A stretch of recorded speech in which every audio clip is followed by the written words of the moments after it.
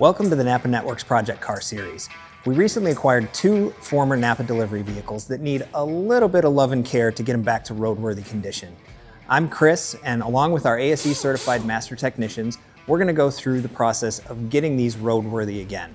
Luckily, we have 2 very experienced ASE-Certified Master Technicians that are going to walk me through the process of how we can get these back to road quality and running the way they should again.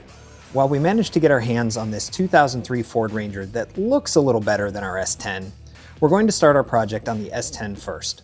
It's pretty clear both are going to need some extensive repairs before they can get safely back on the road. Our S10 is not the most pleasant truck to look at, but we realized on initial inspection, it still has a solid base. And we're going to have to run a full diagnostic to know what's going on and what needs work and what we'll be able to replace right away. Over the next few months, we're going to be working alongside our ASE-Certified Master Technicians to give these trucks some much-needed love, and with the help of our local NAPA Auto Parts store, we're going to be swapping these worn down and rusted out parts with premium replacements only NAPA can provide. Before we can jump into the meat of this project, we need to address a small elephant in the room. What are we going to name our project vehicles?